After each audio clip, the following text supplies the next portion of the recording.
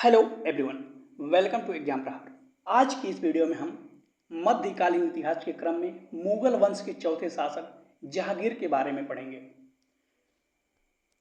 पिछले कुछ एपिसोड में हमने क्रमशः मुगल वंश के संस्थापक बाबर, उसके पश्चात उसका पुत्र हुमायूं, तत्पश्चात अकबर और आज के इस वीडियो में हम जहांगीर के शासनकाल के बारे में अध्ययन करेंगे, जिसका शासन 1605 ईस्वी से लेकर 1627 ईस्वी तक था। जहांगीर का जन्म 30 अगस्त 1569 ईस्वी को 30 अगस्त 1569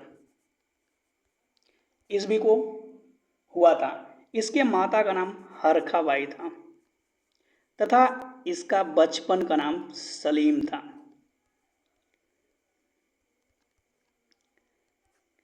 अकबर की मृत्यु के पश्चात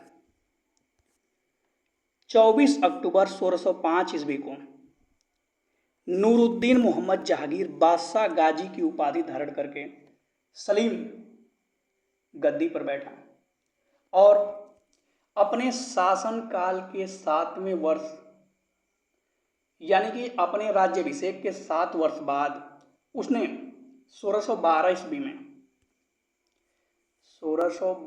ईस्वी में पहली बार रक्षाबंधन का त्यौहार मनाया तथा अपनी कलाई पर राखी बांधी। जहांगीर ने इसे निगाह-ए-दस्त का नाम दिया। अब जहांगीर की पत्नी और उनके पुत्र के बारे में देख लेते हैं। जहांगीर ने कुल 5 विवाह किया था।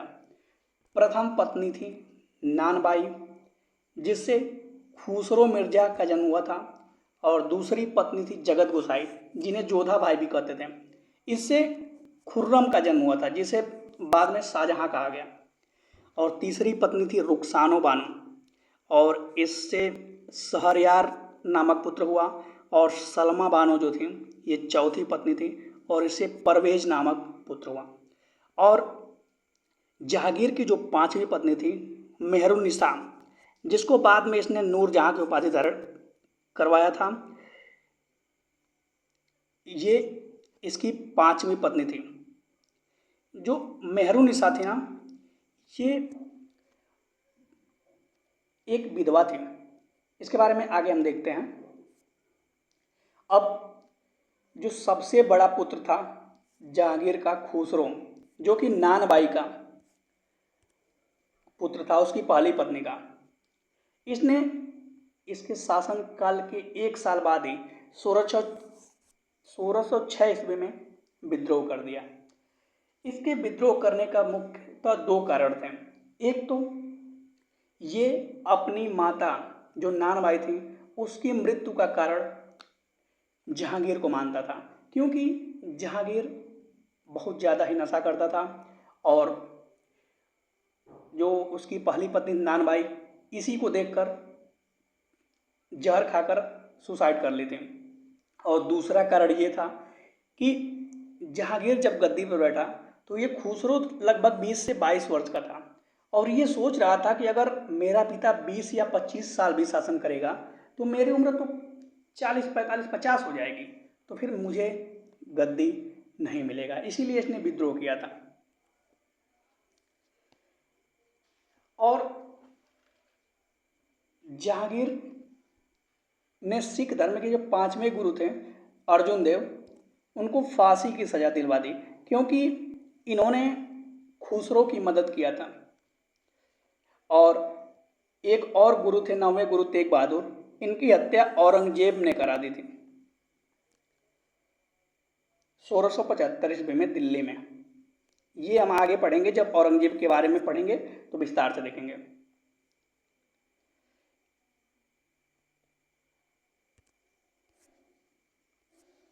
आगे देखते हैं।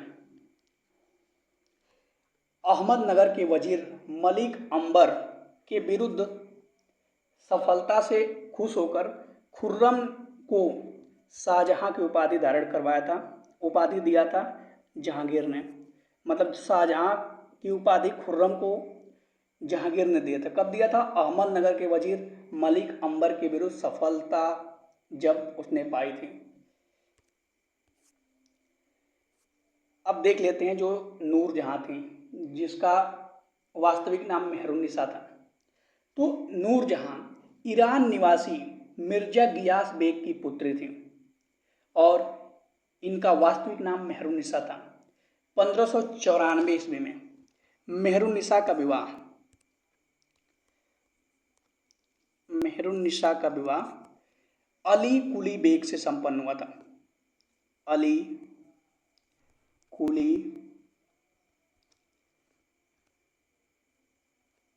बेग, और अली कुली बेग को ही एक शेर मारने के कारण जहांगीर ने इसे शेर अफगान की उपाधि प्रदान की थी। 1607 ईस्वी में क्या होता है कि अली कुली बेग यानी शेर अफगान की मृत्यु हो जाती है और मेहरुन्निसा अकबर की पत्नी जो सलीमा बेग थी, जिसको मैंने पिछले वीडियो में बताया था कि सलीमा बेग वही थी जो कि अकबर का संरक्षक था बैरम खां, उसकी पत्नी थी। तो बैरम खां की हत्या के बाद सलीमा बेग से अकबर ने निकाह कर लिया, क्योंकि सलीमा बेग जो थी ना अकबर का पिता थी, मतलब हुमायूं की भतीजी थी। इसलिए उसने सोचा कि ये कहाँ दर दर भटकेंगी और इसने उससे निकाह कर लिया। और सलीमा बेग का ही पुत्र था वो अब्दुल रहीम खान खाना, जिसको अकबर ने खान खाना की उपाधि धारण करा के और अपने नवरत्नों में शामिल किया था। तो वापस हम लौटते हैं नूरजहां पर। तो क्या होता है कि नवरोज त्यौहार जिसे बलबन ने शुरू किया था, तो उसमें सर्वप्रथम नवरोज त्यौहार के अवसर पर जहांगीर ने मेहरुन्निसा को देखा और उसे लव एट फर्स्ट साइट हो गया मेहरुन्निसा से। उसके बाद क्या हुआ कि मई 1611 ईस्वी को मेहरुन्निसा से जहांगीर ने शादी कर लिया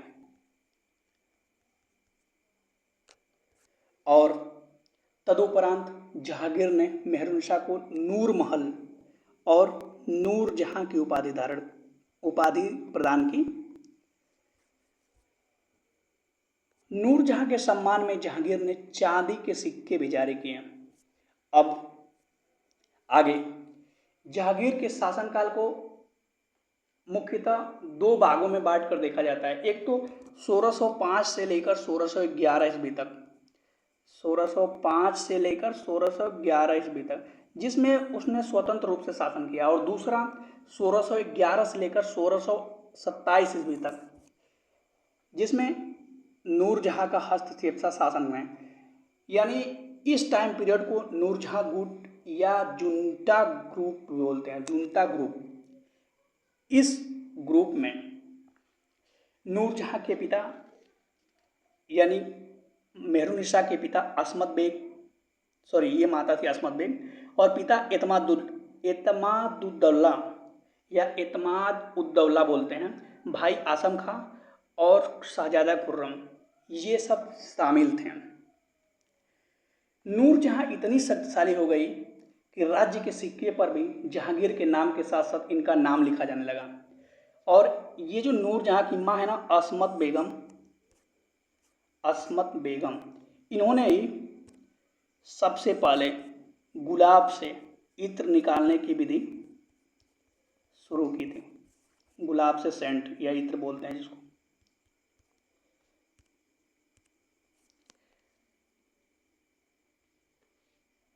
इसके बाद जहांगीर की कला और संस्कृति में योगदान देख लेते हैं। जहांगीर के टाइम पीरियड को मुगल चित्रकला का स्वर्ण युग बोलते हैं, यानी चित्रकला का स्वर्ण युग बोलते हैं। और जहांगीर के समय में जो चित्रकार थे उनमें कुछ प्रमुख हैं जो कि इस प्रकार हैं: अबुल हसन,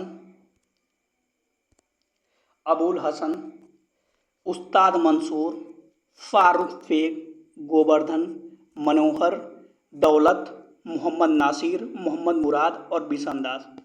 इसमें अबुल हसन को जहांगीर ने नादिरुज्जमा तथा उस्ताद मंसूर को जहांगीर ने नादिर अल उस की उपाधि प्रदान की थी तथा इसी ने संस्कृत के कवि जगन्नाथ को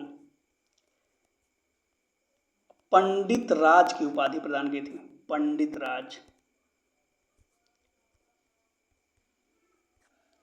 जबकि अकबर के काल के कुछ प्रमुख चित्रकार हैं दसवंत, बसावन, जो कि यूपीपीसीएस प्री एग्जाम में पूछा जा चुका है, और अन्य भी हैं मीर सैयद अली, ख्वाजा अब्दुल समद और मुकिंद।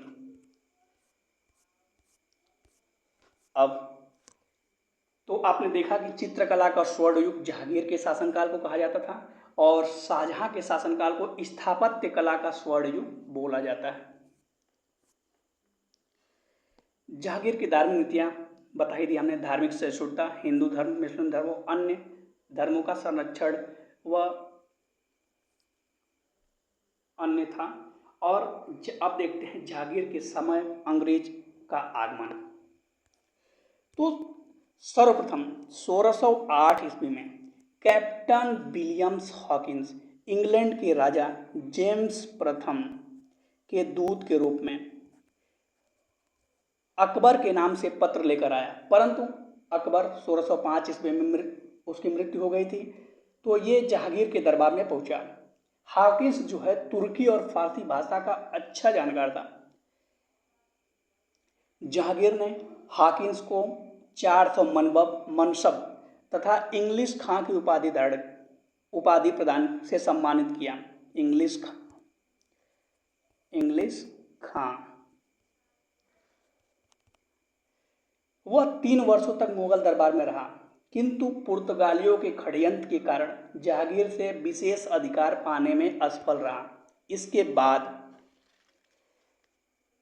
हॉकिंस के बाद दूसरा दूत 1612 ईस्वी में पॉल केनिंग आया, ये भी असफल रहा।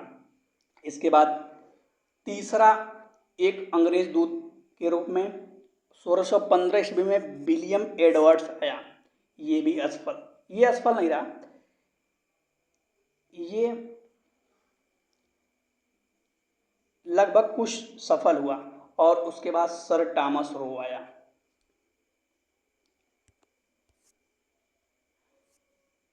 तो ये क्रम आप देख सकते हैं, पहले हॉकिंस, फिर पॉल केनिंग, विलियम एडवर्ड्स और तत्पश्चात सर टॉमस रो। जहांगीर को उसकी न्याय की जंजीर के लिए जाना जाता था। उसने सोने की एक लंबी जंजीर बनाई थी जिसमें घंटियां बंधी हुई थी, और उसको जो राजमहल था उसके दीवार से लटका दिया गया था। और उसने घोषणा किया कि फरियादी जंजीर को खींचकर अपनी फरियाद सुना सकता है। जहांगीर ने दो अस्फा तथा सिन अस्फा प्रथा का आरंभ किया। दो अस्फा क्या था? तो दो अस्फा के अंतर्गत मनसबदारों को अपनी सवार पद के 2 गुने घोड़े रखने पड़ते थे, जबकि सिन अस्फा में 3 गुने घोड़े रखने पड़ते थे।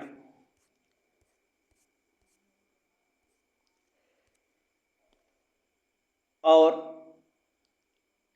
जो ये मनसबदार है ना, तो आपकी जानकारी के लिए बता दिया जाए कि मनसबदारी प्रथा का मूल चंगेज खां की व्यवस्था में देखा जा सकता है, जिसने अपनी सेना का संगठन दशमलव प्रणाली के आधार पर किया था। उसके बाद अकबर ने मनसबदारी प्रथा का प्रारंभ 1577 ईस्वी में किया था। ये दर्जा सामान्य रूप से 2 भागों में विभक्त था, एक तो जात और दूसरा सवार। जात का अर्थ होता था व्यक्तिगत, अर्थात व्यक्ति का व्यक्तिगत दर्जा निर्धारित होता था और वेतन वित्ताएं होता था, जबकि सवार का मतलब था कि उससे कितना सवार रखना अपेक्षित है। और जहांगीर ने निसार नामक सिक्के का भी प्रचलन किया था। अब देखते हैं जहांगीर की आत्मकथा। जहांगीर ने अपनी आत्मकथा तुजूक ए जहांगीरी लिखी, जिसको पूरा कराने का श्रेय मौतबिंद खां को है। मौतबिंद खां पूरे मुगल वंश में केवल दो ही राजा थे या दो ही बादशाह थे जिसने अपनी आत्मकथा लिखी। एक तो जहांगीर और दूसरा बाबर, जिसने कि बाबरनामा लिखा था, तुर्की भाषा में ये भी लिखा था, जिसका फारसी में अनुवाद अबुल फजल ने बताया था। मैंने पिछले वीडियो में बताया होगा। अब नूरजहां द्वारा कुछ मकबरे बनाए गए। सबसे पहले नूरजहां ने इत्माद उद्दौला का मकबरा 1626 ईस्वी में बनवाया। मुगल कालीन वास्तुकला के अंतर्गत निर्मित यह प्रथम ऐसी इमारत थी जो पूर्ण रूप से बेदाग सफेद संगमरमर से निर्मित था। सफेद संगमरमर। और सर्वप्रथम इसी इमारत में पितरा दुर्रा नामक जड़ाऊ का काम किया गया था और जहांगीर के मकबरा का भी निर्माण नूरजहां ने ही किया था। मुगल वंश एग्जाम पॉइंट्स ऑफ व्यू से काफ़ी इंपॉर्टेंट हो जाते हैं और प्रत्येक परीक्षा में लगभग 1 से 2 क्वेश्चन तो पूछता ही है। जैसे कि अभी Uttar Pradesh police head operator का जो एग्जाम हुआ था रेडियो ऑपरेटर के अंतर्गत 31 जनवरी के फर्स्ट शिफ्ट में, उसमें पूछा था कि निम्नलिखित में से किस मुगल सम्राट को शाहजादा खुर्रम के नाम से आता था। तो मैंने क्या बताया, जहांगीर ने जब वो विजय प्राप्त किया था किस पर, अहमदनगर के वजीर मलिक अंबर पे, तो उससे खुश होकर जहांगीर ने शाहजादा खुर्रम को शाहजहां की उपाधि प्रदान किया था। तो इसका ऑप्शन सी करेक्ट हो जाएगा। जबकि एक क्वेश्चन है कि वह मुगल सम्राट कौन था जिसने तंबाकू पर रोक लगा दी थी, तो इसका करेक्ट आंसर होगा ऑप्शन नंबर सी, जहांगीर। सम्राट अकबर के शासनकाल के दौरान 16वीं शताब्दी के अंत में पुर्तगालियों द्वारा तंबाकू की शुरुआत की गई थी। जहांगीर ने अपने शासनकाल में तंबाकू के प्रयोग पर रोक लगा दी थी। और इसके बाद अभी जो एग्जाम हुआ था यूपी पीसीएस आरओ, उसमें भी एक जो उत्तरवर्ती मुगल सम्राट थे जैसे बहादुर शाह, मोहम्मद शाह, फर्रुखसियर, इनसे एक क्वेश्चन दिया था कि उनको क्रम में लगाना था। तो आज के लिए बस इतना ही। धन्यवाद।